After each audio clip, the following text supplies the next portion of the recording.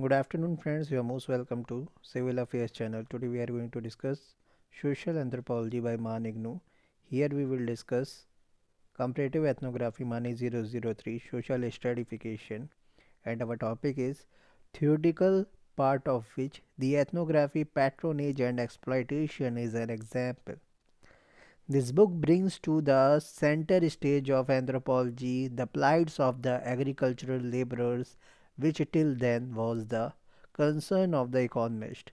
Breman and the author of this work makes use of historical and anthropological data, thus opening up relationships between history and anthropology. In fact, this book is regarded as an important contribution to historical anthropology. Description of the ethnography. Intellectual context. This book by Breman is concerned with landowners and agricultural laborers in the southern part of Gujarat, the relation between Anavil Brahmins, the principal local landowners, and Dublas, a tribal caste of landless laborers, still contain many elements of the form of service which existed in earlier times and which is generally known as the Hali system. The author is concerned with understanding the changing agrarian relations in the southern part of Gujarat. He highlights the Hali system prevalent during the last 19th century and of the changes which have occurred since then. Fieldwork. The book is based on a combination of source studies and fieldwork reports. Bremen's present study originated in a research project carried out by a group of young Dutch scholars in the southern Gujarat. He settled for several months among the villagers to investigate the labor relationships among them. He therefore followed the observation and interview technique. He definitely participated in the daily activities of the villagers. Like anthropologists in general, he also relied upon the technique of participant observation, supplemented by various types of interviews. Case study technique was also used. He even revisited the village in 1971 to form an impression of what had happened in the meantime. His study deserves special mention as Brahman socio-historical analysis has added a new dimension, the diachronic, to the way social change within Indian rural society should be interpreted. Reflection. Patronage is an institution connecting patrons and clients, and its purposes may include ritual, economic, and political elements. Analysis of data.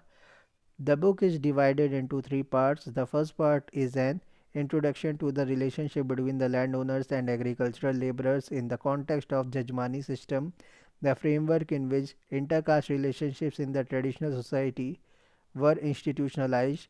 The second part deals with a brief description of the country and people of South Gujarat, followed by a summary of the Hali system as it was carried out during the last century in the region and of the changes which have taken place since then.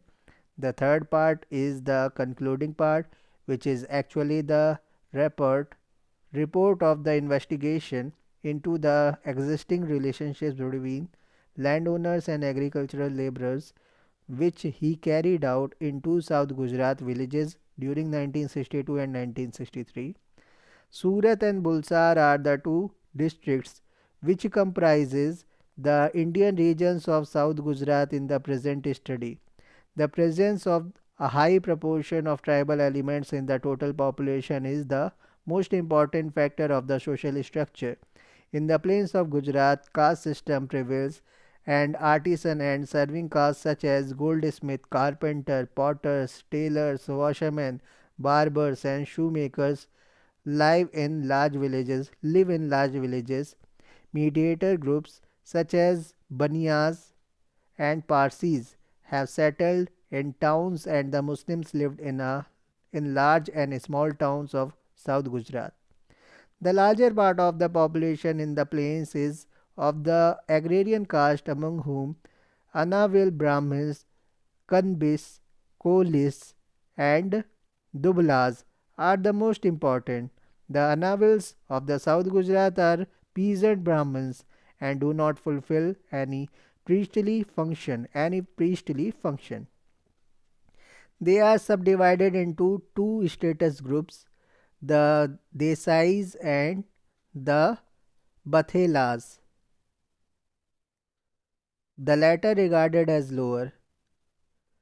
The Kanbi Patels are the dominant element in the northern plains of South Gujarat. Kolis form the largest caste of the South Gujarat. Though they are chiefly small farmers, they also work as sharecroppers, tenants, and agricultural laborers for higher caste who own more land. The Dublas, whom Gandhi used to call the Halpati, form about 10% of the total population of the region. They are the agricultural laborers working for the landowning caste who employed them as bonded servants. The low placement of the Dublas in the caste hierarchy parallels their weak economic position. Despite age-old contacts with landlords of higher caste, there are various tribal elements in the social organization and culture of the Dublas. Probably their low standards of living has prevented them from taking up the Sanskritic practices of the upper caste more rapidly. However, there has developed a tendency among the Dublas to abstain from meat and alcohol, take morning baths, and observe Hindu festivals. Earlier members of various agrarian, serving, and artisan caste in the plain of the South Gujarat mutually maintained Jajmani relations in the network of exchange relationships locally called Avat. The Anavil Brahmin occupied a central position as the most important landowners and local power elite. Hali refers to a farm Hali refers to a farm servant who, with his family, was in the permanent employment of a landlord, a dhaniamo. Most of the Halis in the plains of South Gujarat were Dublas. It was preeminently the Anavil Brahmins who employed Halis. They were the dominant caste in South Gujarat and hence the owners of the best and large plots of land. The Hali system is especially identified with these two agrarian castes. The labor demand is determined by consideration of a social nature which entail economic consequences.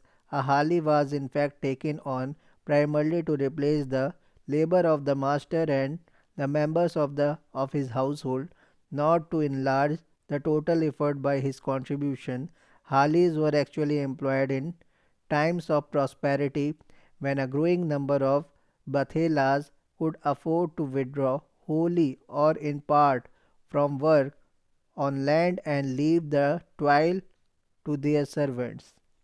However, when the economic tide turned, the number of Halis diminished, and the masters were compelled once more to put their hands to the plug. It is this alteration of extension and contraction of employment which suggests that the farm servant was to a large extent engaged for social reasons. Though this processes tried to minimize the differences between the two Anavil category, it was the Desais who could afford a life of luxury. The Bathelas were still condemned to live and work as peasants. The word of the Anavils is law for the other caste. The author characterized the relationship between the members of the dominant caste and those of the other caste as one of patronage. While discussing the Jajmani system, the esteem enjoyed by the Jajman was apparent from the size of his following. Landholding, chiefly concentrated in the dominant caste, was of decisive importance because, in view of the unequal distribution of property rights, it implied control of people. The Anavils Brahmins, as the dominant landowners, regulated the agrarian produce in South Gujarat. They aimed at fulfillment of material needs of all. At that time, the Dubla Halis were objects in the endeavor of the members of the dominant caste to acquire more power and esteem, not subjects in a surplus oriented market economy. An important factor in this process was the effort of the Bathelas to attain the same position as the Desais, partly by taking Halis into their employment, which enabled them to imitate the lifestyle of the higher status group. On the basis of all these considerations, it can be concluded that servitude in South Gujarat during the 19th century was essentially a form of free labor that was complicated and mitigated by a relationship of patronage. From the beginning of the 20th century, there was increasing friction between master and servants, which led to a gradual decline of the Hali system. The disintegration of the Hali system can undoubtedly be interpreted in various ways. According to some authors, the Anavils' inability or unwillingness to take farm servants into their employment is one reason. Then there are others who attribute it to the Dublas, who, against the will of the landlords, withdraw from the traditional service relation. The attitude of the colonial government towards the Hali system was also influenced to some extent by the pressure exerted by the independence movement. Gandhi was one of the first national leaders to condemn Hali Pratha vociferously. He repeatedly declared that a struggle against colonial suppression was justified only if it put an end to lack of freedom in indigenous society such as was suffered by the Dubla Halis, partly in consequences of the Gandhian social movement. Halis no longer acquiesced in bad treatment but left their master for good. Increased contact with the towns and the possibility of finding work outside agriculture, if desired, has made for a more independent attitude among agricultural workers. Whether the factors are economic or socio-political, they portray the disintegration of the Hali system, a changeover from the bondage of servitude to the freedom of the day laborer's existence. The patron client dimension in the relationship between landowners or landlords and agricultural laborer has lost much of its importance since the beginning of the 20th century. According to F.G. Bailey and M.N. Srinivas, the elements of patronage ceased to exist when traditional services in the villages fell into disfavor with the rise of the market economy. The vertical pattern of relationships, characteristics of the traditional situation, was replaced by mutually antagonistic attitudes. Landowners on the one hand and agricultural laborers on the other have become parties with conflicting interests, and contacts between them increasingly reflect that situation. Improved communication with the outside world, along with increasing production for the market, resulted in an enlargement of a scale that put an end to the more or less closed order of the traditional rural community. Here there is a reflection. We can see that Sanskritization is the process by which a low Hindu caste or tribal or other group changes its custom, ritual, ideology, and way of life in the direction of a high and frequently twice born caste. To understand the relationship between the landlords and agricultural laborers in South Gujarat, the author selected two villages, Chikhligam and Gandevigam. Gandevigam. The Anavils and Dublas are the leading landowners and agricultural laborers respectively. Gandivigam is Bhathila dominated villages, whereas Chikligam is dominated by the Desais. In Chikligam, increasing numbers of both Anvils Brahmins and Dublas have found work outside the village, whereas in Gandhivigam, agriculture has remained the main source of income for a large majority of the population. Thus, at times, the Anavils of Gandhivigam use their influence on the Dublas to obstruct any efforts of their laborers to find work outside the village. On the other hand, the Chikligam, where the members of the dominant caste have changed their way of life, prefer urban occupations, and are not actively involved in agriculture, there was lack of employment for agricultural laborers. As a consequence, many of the Dublas were pushed out of the local economy. The changed attitude of the Anavils led to depersonalization of their relationships with the agricultural laborers. The possibility of selling a increasing proportion of the agrarian output on the market led to commercialization of the relationships between landlords and agricultural laborers.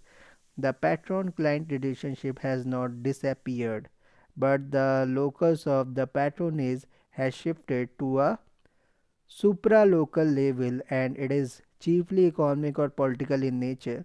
The Green Revolution, a program of measure in the field of agricultural economy and technology, has enhanced the labor intensity per land unit.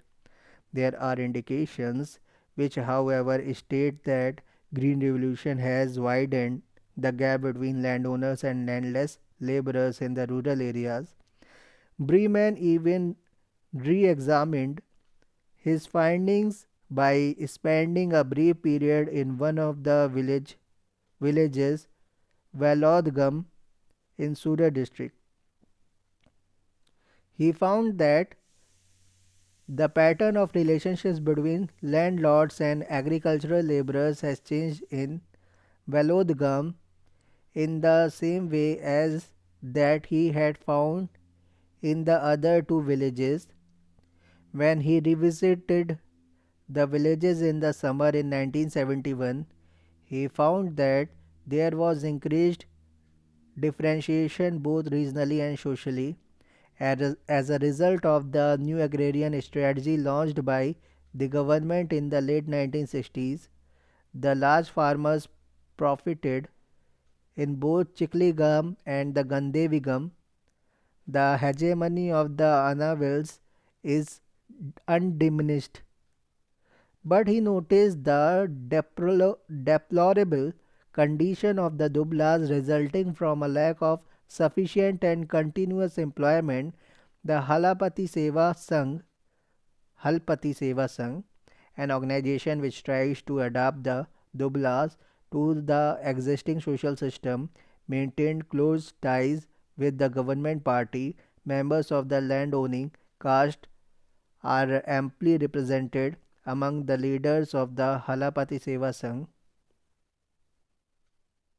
The local cadres, consisting mostly of Dublas, are just like pawns in the hands of the powerful people.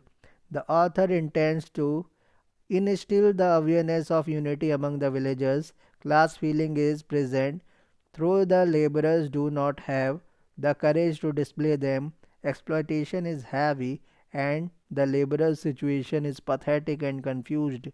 Complete bondage to a simple landlord has been replaced by partial dependence on farmers, shopkeepers, government functionaries, and politicians presenting themselves as social workers.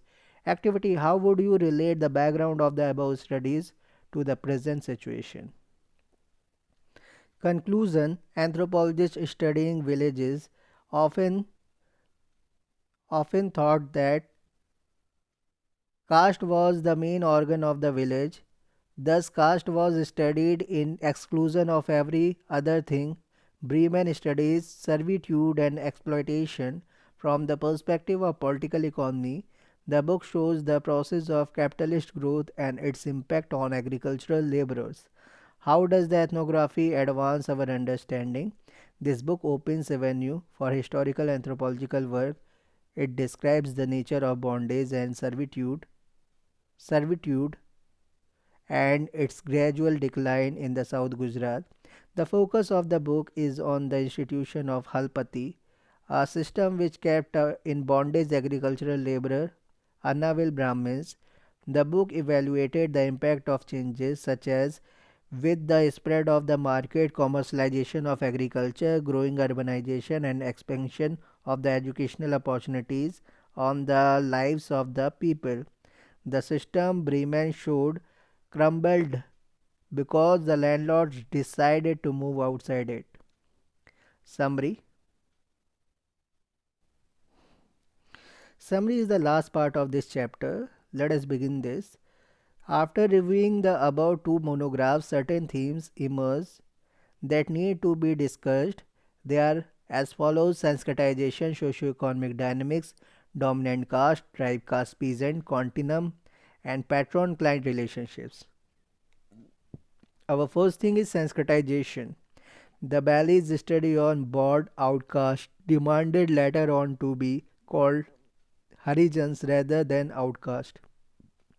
They decided to abstain their they decided to abstain from drink, meat and fish and not to trade in cattle hides. They decided not to touch dead cattle nor eat beef. This attempt of the outcast to improve their status in common in India. Similarly, Jan Bremen also points out that the Dublas in later period tried to abstain from meat and alcohol, to take morning baths and to observe Hindu festivals. They tried to conform to the behavior of higher social strata. One of the major conclusions is that when a caste becomes economically powerful, it tries to claim a high ritual status. However, this process of Sanskritization did not help the caste below the line of purity. Socioeconomic change. An element of socioeconomic change is visible in both the studies. In Bailey's work in Bisipara, it is noticed that the earlier productive resources were allotted to caste, but the new economy is widespread and demands social mobility. At present, the productive resources are under the control of the Government of India. Similar is the case with Bremen's work in South Gujarat. The disintegration of the Hali system itself signifies the disappearance of patronage. Weber had studied a similar shift in the relationship between landlords and agricultural laborers in eastern Germany in the late 19th century and found that farm servants in their turn began to register their continuing servitude. This applies to the Dublas in the South Gujarat also. Dominant caste. The concept of dominant caste is relevant in both the monographs. In Bailey's monograph, the warrior caste and in Bremen's monograph, the Anvil Brahmins are the dominant caste. Reflection. The concept of dominant caste as given by Srinivas from his study of a Karnataka village implies that when a caste controls the means of production, it also tends to exercise decisive political influence over others in the village community.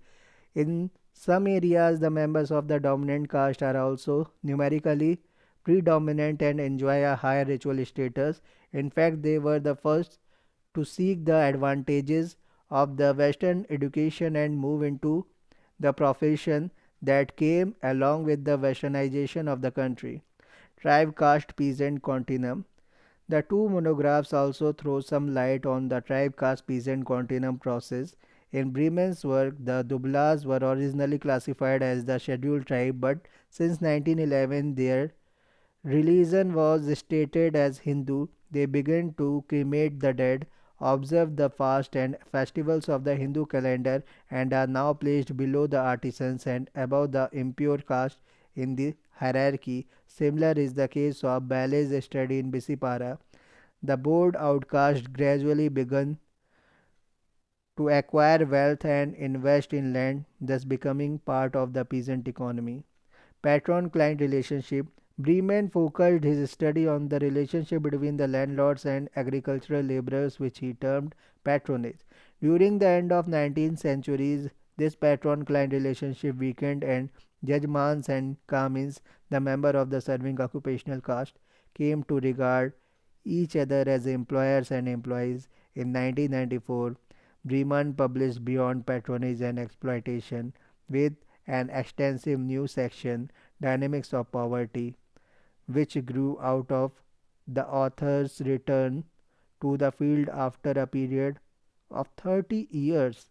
It is rare to have a longitudinal study of the same society for such a long period of time. Both Ballet and Bremen have studied as objectively as possible the phenomenon of caste, which is a paramount importance in Indian society. But perhaps the views of the two authors cannot be considered as outsiders' view of the phenomena ethic, for the studies convincingly bring forth many of the nuances of the insiders' viewpoints emic of the subject of study in both the works. Caste system has been depicted as one composed of rank groups. The groups are interdependent. Each caste group needs the services or goods provided by others. The higher privileged groups regard social order as static, whereas the lower ones strive to improve their status. Caste continues to be the principal unit of endogamy and an important vehicle for social mobility. The earlier Jajmani relations have now been curtailed to a great extent, but the lowest in the caste hierarchy always remain poor. However, opportunities to improve one's economic condition are now more open than they were before independence. Moreover, these ethnographic work serve as important contributions to the field of rural development and are instrumental for formulating development policies in countries like India. Thank you very much.